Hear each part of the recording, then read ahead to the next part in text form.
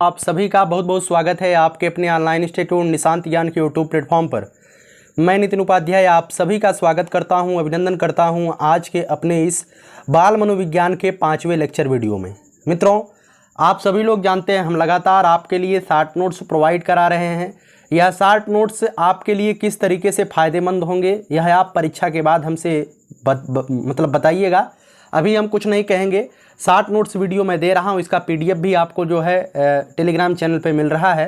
तो अगर आपको लगता है पीडीएफ से आपको पढ़ना चाहिए तो आप पीडीएफ पढ़िए, और अगर आपको आता है तो मैं यही कहूँगा कि आप लोग जो है अपना समय जाया ना करें। वीडियोज़ के माध्यम से आप लोग अपनी पढ़ाई को धार देते रहें। वीडियो देखना कोई आपके लिए आवश्यक नहीं है, ठीक है। ये बातें कोई नहीं बोलता, लेकिन मैं बोलता हूँ जितना ज़्यादा आप दिन भर में ऑनलाइन रहेंगे उतना ज़्यादा आपका हानि होने वाला है। इस बात को आप ध्यान रखिएगा, ठीक है। चलिए 5वें वीडियो मित्रों हम बात करेंगे। ये सभी चीज़ें तभी समझ में आएगी। मैं आपको एक चीज़ बता दूं, ये सभी चीज़ें आपको तभी समझ में आएगी जब आप इन सिद्धांतों को, इन चीज़ों को आप कभी पहले पढ़े होंगे, ठीक है। चलिए शुरू करते हैं आज के इस वीडियो को। मित्रों, सबसे पहले इसमें हम क्या पढ़ेंगे? अधिगम। अधिगम का अर्थ होता है सीखने। सीखने का अर्थ और इसको प्रभावशाली विधियाँ क्या होती हैं, उसको प्रभावित करने वाले कारक कौन कौन से होते हैं। अर्थात हम इसी में जो है आपसे बातचीत करेंगे। पावलोव के सिद्धांत के बारे में, अधिगम के सिद्धांत में थांडाइक के सिद्धांत की बात करेंगे। ये सभी सिद्धांत बेहतर तरीके से हमने आपको जो है यूपी टेट स्पेशल के वीडियो में पढ़ाया है। उन सभी चीज़ों को अगर आपको देखना है तो आप लोग प्लेलिस्ट में जाइए, और यूपी टेट स्पेशल मनोविज्ञान के तौर पे एक प्लेलिस्ट बनी हुई है, आप उसे जरूर देखिएगा। चलिए इसमें आप मोटी मोटा बात कर लेते हैं। अधिगम क्या कहते हैं? पूर्व अनुभव एवं उनका उपयोग सीखना या अधिगम है। पूर्व अनुभव के बाद जो है हम कोई चीज़ सीखते हैं उसे हम क्या कहते हैं? उसे कहते हैं अधिगम। वुडवर्ड साहब ने कहा है कि सीखना जो है विकास की प्रक्रिया है। स्किनर साहब ने कहा है कि व्यवहार में उत्तरोत्तर सामंजस्य की प्रक्रिया क्या है? अधिगम है। गेट्स साहब ने कहा है सीखना अनुभव एवं प्रशिक्षण द्वारा व्यवहार में परिवर्तन है। अनुभव एवं प्रशिक्षण द्वारा जो है व्यवहार में जो परिवर्तन होता है उसे ही हम कहते हैं सीखना। क्रो एंड क्रो साहब ने कहा है कि यह जो है सीखना ज्ञान, आदत एवं आवृत्तियों का अर्जन है। क्या है? सीखना जो है ज्ञान, आदत एवं आवृत्तियों का अर्जन है, ठीक है। चलिए विशेषता के बारे में बात करें मित्रों। विशेषता क्या होती है? अधिगम परिवर्तन है, अधिगम परिवर्तनशील होता है, ठीक है। उसके बाद संपूर्ण जीवन चलता रहता है, सार्वभौमिक है, विकास है। इसमें जो है खोज करना एवं नवीन कार्य करना जो है इसकी विशेषता होती है, ठीक है। चलिए अधिगम को प्रभावित करने वाले कारक कौन कौन से होते हैं? शारीरिक और मानसिक स्वास्थ्य। आपको सीखने का प्रभाव मतलब कि आप कितना सीखेंगे वो आपका शारीरिक मानसिक स्वास्थ्य भी निर्भर करता है। आप दिमाग से पगले रहेंगे तो सीखेंगे क्या? परिपक्वता, आपकी जितनी मेच्योरिटी रहेगी आप उतना सीखेंगे। 5 साल के बच्चे को बीएससी कराएंगे तो नहीं कर पाएगा ना। सीखने की इच्छा, प्रेरणा, थकान, बुद्धि, अभ्यास, सीखने की विधि, ये सभी चीज़ें जो है अधिगम को प्रभावित करती हैं। अब इसके बारे में दो एक लाइन आपको लिखना है तो आप जरूर लिख सकते हैं, ठीक है। चलिए आगे बात करते हैं। अधिगम के प्रभावशाली विधियों के बारे में बात करते हैं। करके सीखना। फ्रोबेल साहब ने कहा है कि क्रिया के द्वारा ही बालक कृषि कार्य को सीखता है, अतः जहां तक हो सके बालक को करके सीखने का पर्याप्त अवसर दिया जाना चाहिए, ठीक है। अनुकरण द्वारा सीखना। अनुकरण का अर्थ है नकल करके। किसी व्यक्ति के कार्य को देख करके फिर उसी कार्य को दोहराना ही क्या कहलाता है? अनुकरण कहलाता है। अनजाने में भी हो जाता है और जानबूझकर किया गया अनुकरण होता है, ठीक है। चलिए आगे बात करते हैं निरीक्षण करके सीखना। बालक निरीक्षण विधि से भी सीखते हैं। यह सीखना अस्थायी होता है। निरीक्षण का मतलब होता है किसी चीज को जानकारी लेकर के सीखना। आगे बात करते हैं मित्रों परीक्षण करके सीखना। नई बातों का खोज करना और एक प्रकार से सीखना। चलिए आगे बात करते हैं समूह अधिगम। समूह में बैठ करके एक दूसरे से वार्तालाप करके सीखने को क्या कहते हैं? समूह अधिगम बोला जाता है, ठीक है। अधिगम या सीखने के नियम कौन कौन से हैं? थांडाइक ने सीखने के 3 मुख्य नियम दिए और 5 गौड़ नियम दिए। थांडाइक के सिद्धांत को मैंने आपको पढ़ाया, आप जरूर पढ़िएगा, ठीक है। यहां पर सीखने के 3 जो मुख्य नियम दिए कौन कौन से दिए? अभ्यास का नियम, प्रभाव का नियम, तत्परता का नियम, ठीक है। अभ्यास, प्रभाव, तत्परता का ये 3 नियम उन्होंने दिया, ठीक है। ध्यान रखिएगा अभ्यास का नियम क्या होता है? उपयोग का नियम और अनुप्रयोग का नियम भी इसे कहते हैं, अभ्यास के नियम को। तत्परता का नियम, भाटिया ने कहा है कि तत्परता या किसी कार्य को करने के लिए तैयार करना आधे युद्ध को जीतने के बराबर है। जैसे आप किसी कार्य को करने के लिए तैयार हो जाते हैं तो मान लीजिए आपने जो है आधा युद्ध जीत लिया है। अभ्यास का नियम क्या होता है? उपयोग का नियम या अनुप्रयोग का नियम कहते हैं, ठीक है। अब ये सभी चीज़ें आप जानते हैं, कुछ इसमें बताने की आवश्यकता नहीं है, बच्चा अभ्यास के द्वारा ही सीखता है। प्रभाव या परिणाम या संतोष का नियम। बॉसबर्न साहब ने कहा है कि जब सीखने का अर्थ किसी उद्देश्य या इच्छा को संतुष्ट करना होता है तब सीखने में संतोष का महत्वपूर्ण स्थान हो जाता है। ठीक है, जैसे आप चाहते हैं कि आप जो है किसी चीज़ को सीखते हैं, उसके बाद आप संतुष्ट हो जाते हैं, आपके उद्देश्य की पूर्ति हो जाती है, तो आप संतोष आपको संतोष आ जाता है। जैसे आप पढ़ाई कर रहे हैं टीचर बनने के लिए, जिस दिन आप टीचर बन जाएंगे आपको लगेगा यार जीवन में जो मैंने पढ़ाई किया वह सार्थक हो गई, आपको जो है संतुष्टि मिल जाएगी। यही होता है संतोष का नियम। वैसे बीएड बीटीसी करके आप शादी कर लिए तो आपका संतोष नहीं हो पाएगा, है ना, वो अलग मैटर रहेगा। चलिए आगे बात करते हैं मित्रों, गौड़ का नियम। गौड़ नियम क्या होता है? 3 जो है इन्होंने कैसा नियम दिया? 3 जो है मुख्य नियम दिया, 5 गौड़ नियम दिया। गौड़ नियम में कौन कौन सा दिया? बहुप्रतिक्रिया का नियम, किसी कार्य को करने के लिए विभिन्न प्रतिक्रिया करनी पड़ती है, इसी नियम पर प्रयत्न और भूल द्वारा सीखने का सिद्धांत आधारित है। इसमें बहुत ज़्यादा कुछ लिखना नहीं है, बहुत ही कम आता है। मनोवृत्ति का नियम, जैसे हमारी मनोवृत्ति होगी उसी तरीके से हम अपना कार्य करेंगे। आंशिक क्रिया का नियम, कार्य को छोटे छोटे भागों में बांट करके कार्य करना। आत्मीकरण का नियम, नवीन ज्ञान को पूर्व ज्ञान के साथ जोड़ करके अस्थायी बना लेना।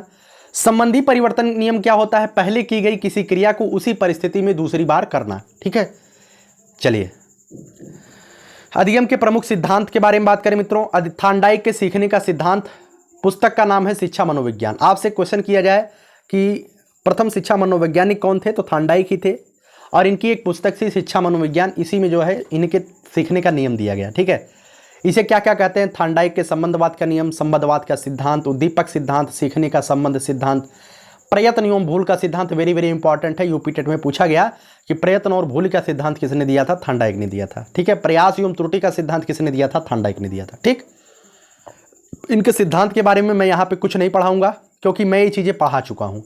ये चीज़ों को आपको खुद पढ़ना है। बिल्ली पर कहानी आप जानते हैं, जिस तरीके से मैंने पढ़ाया है ठीक उसी तरीके से इसमें लिखा गया है।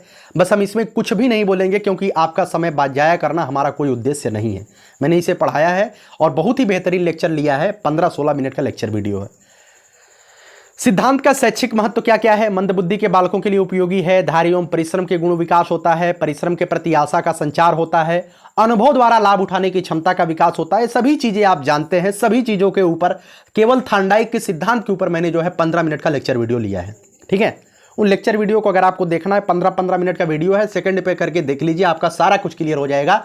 मैं ये वीडियो देना ही नहीं चाहता था, लेकिन जो सर पीडीएफ बना रहे हैं उन्होंने कहा यार जब दे ही रहे हैं तो पूरे के पूरे 60 नोट्स को दिया जाए, जिससे बच्चे को ये न लगे कि सर हमसे जो है मतलब कि थोड़ा सा बन रहे हैं, मतलब कि सर हमारा सहयोग करने में हिचक रहे हैं। इस वजह से उन्होंने पूरा दे दिया और ये चीज़ें मैंने पढ़ाया है ना। संबंध प्रतिक्रिया का सिद्धांत किसने दिया? आईपी पावलोव साहब ने दिया। सीखना एक अनुकूलित क्रिया है। भोजन देख करके कुत्ते के मुंह में लार टपकना, आपसे क्वेश्चन पूछा जाएगा कुत्ते पर प्रयोग किसने किया? तो पावलोव साहब ने कहा। शैक्षिक महत्व, ध्यान रखिएगा, कुत्ते पर कहानी जो बनती है वो आप जानते हैं। इसका शैक्षिक महत्व क्या है? सीखना एक स्वाभाविक विधि से होता है। आप किसी चीज़ को सिखाना चाहते हो, स्वाभाविक विधि है, कोई दवा नहीं होती है कि आप उसे दे दीजिए तो सीख जाएगा, है ना। उसे 2-4 बार प्रयास करेंगे तो जरूर सीख जाएगा। समूह के निर्माण में योगदान, भय संबंधी रोगों का उपचार, अच्छे व्यवहार एवं अनुशासन का प्रयोग, विकास होता है। ठीक है, चलिए आगे बात करते हैं मित्रों। प्रबलन का सिद्धांत, सीखने का आधार आवश्यकता की पूर्ति की प्रक्रिया है। सीखने का आधार आवश्यकता की पूर्ति की प्रक्रिया है। जब आपके पास कोई आवश्यकता रहेगी तभी नहीं आप सीखेंगे। आप निशांत ज्ञान के नितिन सर के वीडियो आप क्यों देख रहे हैं? आपको आवश्यकता है कि आप अपने जीवन में कुछ करना चाहते हैं, तभी ये वीडियो देख रहे हैं। तो सीखने का जो आधार होता है वो आवश्यकता पूर्ति की प्रक्रिया होती है। अगर आपके पास आवश्यकता न रहे तो आप कुछ भी नहीं करेंगे, इस बात को ध्यान रखिएगा। आपका पेट में भूख लगता है तभी आप पेट में मतलब कमाने के लिए बाहर निकलते हैं कि भाई पेट में भूख है तो कमाएंगे तभी खाएंगे, है ना। तो यही होता है प्रबलन का सिद्धांत। कोई कार्य हमारी आवश्यकता को पूर्ति करता है तो हम उस कार्य को आसानी से सीख लेते हैं। बंदर की कहानी से आप परिचित होंगे, कुछ बताने की आवश्यकता नहीं है। बंदर पर प्रयोग किसने किया था? कोहलबर्ग। किसने किया था? कोहलबर्ग ने किया था। ठीक है, सुल्तान नाम का बंदर था, शायद कोहलबर्ग था, कौन था बताइएगा।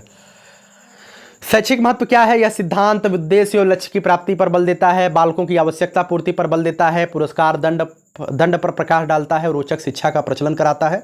सभी चीजें आप जानते हैं। क्रिया प्रसूत अधिगम का सिद्धांत किसने दिया? बीएफ स्किनर साहब ने दिया। सिद्धांत का अर्थ क्या है? स्किनर ने इस सिद्धांत के अंतर्गत दो प्रकार की क्रियाओं की ओर ध्यान आकृष्ट किया।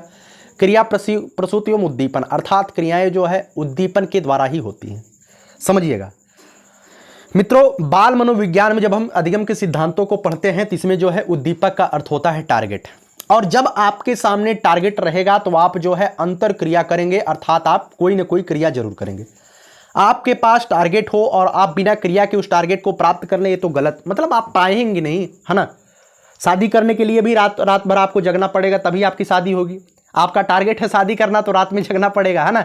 ऐसा बताने के लिए बता रहे हैं, मतलब अगर आपके सामने टारगेट नहीं है तो आप कार्य क्यों करेंगे, और बिना कार्य के आपका टारगेट सिद्धि नहीं होगा, अर्थात किसी लक्ष्य को प्राप्त करने के लिए आपको कार्य करना ही पड़ेगा। बिना कार्य के किसी लक्ष्य को हम प्राप्त कर ही नहीं सकते हैं। प्रयोग किस पर किया था इन्होंने? चूहा पर प्रयोग किया था। आप जानते हैं चूहे की कहानी। शैक्षिक महत्व क्या है मित्रों? बालकों की समायोजन क्षमता का विकास होता है, अभ्यास द्वारा क्रिया को बल मिलता है, गति या सरलता में सीखने में प्रदान होती है, मानसिक रोगियों के उपचार में भी इसका प्रयोग किया जाता है। ठीक है। सूझ का सिद्धांत किसने दिया था? तो कोहलर साहब ने दिया था सूझ का सिद्धांत। आप जानते हैं कोहलर साहब ने सूझ का सिद्धांत दिया था। कोहलर साहब ने वर्दिमर कोपका जो है इसके जो है इस सिद्धांत में, अर्थात कोहलर साहब का मदद भी किए थे। कुछ कार्यों को करके सीखते हैं, कुछ दूसरों को देखते हैं, कुछ स्वयं से सीखते हैं। जिन्हें स्वयं से सीखते हैं उन्हें कहते हैं सूझ द्वारा सीखना। जैसे हम कोई काम, जैसे हमें घर बनाना नहीं आता है, हम कारीगर बनना चाहते हैं, हम अगर किसी के पास, किसी मिस्त्री के पास 2 महीना 4 महीना लेबराई करेंगे तो हमें आ जाएगा, क्योंकि हम उसे देख देख करके सीख जाएंगे। अब भाई हमें कहीं नहीं जाना, हमें स्वयं से बनाना है, तो हम जो है एक बार दीवार बनाएंगे थोड़ी टेढ़ी होगी, दूसरी बार बनाएंगे थोड़ा सीधा होगा, 3 बार 4 बार ऐसे दीवार बनाएंगे तो हमें जो है सूझ के द्वारा सीख मिल जाएगा, यार इसी तरीके से हमें दीवार बनानी चाहिए, है ना। तो होता है सूझ के द्वारा सीखना। कोहलर जो है सूझ वास्तविक स्थिति का आकस्मिक, निश्चित एवं तात्कालिक ज्ञान है। क्या है? वास्तविक स्थिति का, जो आपके सामने वास्तविक स्थिति है उसका आकस्मिक और निश्चित एवं तात्कालिक ज्ञान ही सूझ होता है। ठीक है। कोहलर साहब ने उसको बंदर पर जो प्रयोग किया गया था वो अलग है, कोहलर साहब का प्रयोग चिंपैंजी बंदर पर किया था, ये अलग है। ठीक है, उसको ध्यान रखिएगा, वो मैंने गलत बता दिया। कोहलर साहब ने चिंपैंजी बंदर, जिसका नाम सुल्तान था, उसकी कहानी आप जानते हैं, मैंने बताया है। अगर आप वीडियो को देखना चाहते हैं, प्लेलिस्ट ही मैं डिस्क्रिप्शन बॉक्स में दे दूंगा, प्लेलिस्ट पर क्लिक करिएगा। जो वीडियो अधिगम के सिद्धांत के संबंधित देखना होगा आप वहां से देखिएगा। शैक्षिक महत्व क्या होता है? रचनात्मक कार्यों में उपयोगी होती है, बुद्धि, कल्पना और तर्क शक्ति का विकास होता है, गणित जैसे कठिन विषयों को लाभप्रद होता है, स्वयं ज्ञान अर्जन के लिए प्रोत्साहित करता है। ठीक है, चलिए आगे बात करते हैं मित्रों, संज्ञानात्मक विकास। आप सभी लोग जानते हैं जीन पियाजे के सिद्धांत को, आप सभी लोग जानते हैं। संज्ञानात्मक विकास के लिए जीन पियाजे साहब ने 4 स्थिति का वर्णन दिया। जीन पियाजे एक ऐसे मनोवैज्ञानिक थे जिन्होंने अपने ही बच्चों पर इसका प्रयोग किया था। इनके 3 बच्चे थे, इसी पर इन्होंने प्रयोग किया था। इनके कौन कौन से 4? इन्होंने बताया कि ज्ञान जो होता है वो अवस्था पर निर्भर करता है। एक है संवेदी प्रेरक काल, अर्थात संवेदी गामक अवस्था, शिशु वातावरण के अनुरूप इसमें क्रिया करता है। ठीक है, इसके बारे में मैंने बताया है। ये कब से कब तक होता है? 0 से 2 वर्ष तक। एक है प्राक संक्रियात्मक काल, मतलब पूर्व संक्रियात्मक काल, इसमें जो है स्वनिर्मित भाषा का प्रयोग होता है। इस अवधि के उत्तरावस्था में स्वनिर्माण कर लेता है। अब इसमें क्या क्या होता है, बहुत ज़्यादा चीज़ें मैंने नहीं लिखा है। मूर्त संक्रियात्मक काल, भाषा का प्रयोग विश्वसनीय ढंग से करता है, मूर्त अवधारणाओं को जानने लगता है, सामने उसके समस्याएं आएगी तो आप वह बच्चा जो है उसे जानने लगेगा।